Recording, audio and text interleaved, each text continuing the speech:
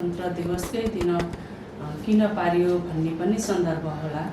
हामीले गणतन्त्र प्राप्तिको लागि जति पनि सबैले भूमिका खेल्नुभयो, सबैलाई यो गणतन्त्र दिवस हाम्रो पनि हो भनेर हामीले सबैले अपनत्व ग्रहण गर्न सक्ने गरी हामीले यो कार्यक्रम आयोजना गरेका छौँ।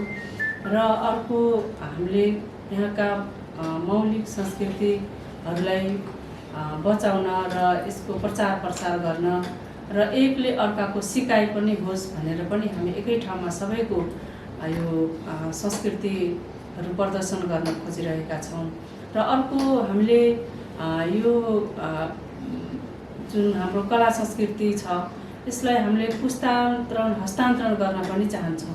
त्यसकारणले हामीले त्यहाँ विद्यार्थी भाइ बहिनीहरूको पनि उपस्थिति हामीले भनेका छौँ र विद्यार्थीहरूको कला पनि हामीले हेर्नेछौँ र हामीले अग्रजहरूले गर्ने गरेको जुन आफ्नो मौलिक परम्परागत कुराहरू त्यो हामीले हाम्रा बाबु नानीहरूलाई पनि सिकाउन चाहन्छौँ। यसरी हामीले एउटै स्टेजबाट, एउटै ठाउँबाट धेरै कुराहरूलाई हामीले समेट्न खोजेका छौँ। र एउटा समुदायले मान्ने धर्म संस्कृतिहरू, चाडपर्वहरू अरूले सिकुन् बुझुन् र एउटा समुदायको खानाको परिकार, हिजोको रैथाने खाना के थियो, थारूको रैथाने के थियो, आदिवासी जनजाति मगर समुदाय विभिन्न समुदायहरूको के हो भनेर त्यही एकै ठाउँमा एउटाले अर्कोको देख्ने सिक्ने पनि यो एउटा उत्सव भएको हुनाले हामीले यसलाई धेरै कोणबाट एकै ठाउँमा देख्ने, सिक्ने र संरक्षण गर्ने पाटोलाई हामीले समेटेका छौँ। र यसमा हामीले एकदमै आह्वान गरिरहेछौँ सबैलाई।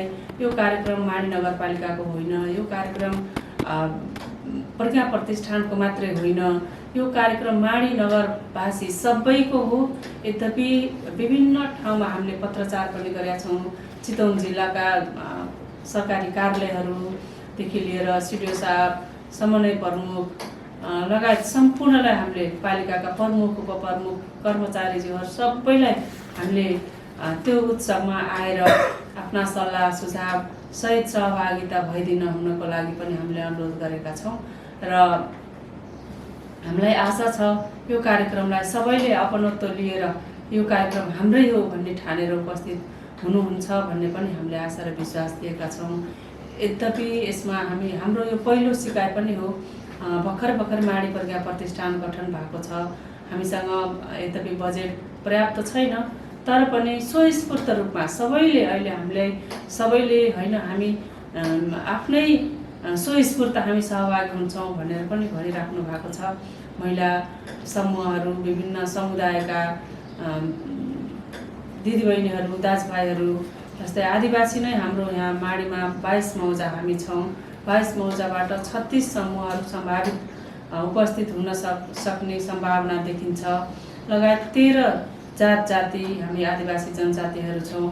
उहाँहरू पनि आफ्नो वेशभूषामा यो ठाउँमा आउनुहुन्छ। यसरी हामी त्यो दिन माडीमा जति पनि जात जाति, भाषा, धर्म, संस्कृति सबै हामीले आज एकै ठाउँ बसन्तपुरको खुला चौरमा हामीले देख्न पाउनेछौँ र सबैको खानाका प्रकारहरू पनि त्यहाँ देख्न र चाख्न पाउनेछौँ। त्यसको लागि पत्रकारज्यूहरूले यो कुरालाई पोजिटिभली सबैलाई निमन्त्रणा पनि पुर्याइदिनु हुनको लागि म अनुरोध गर्दै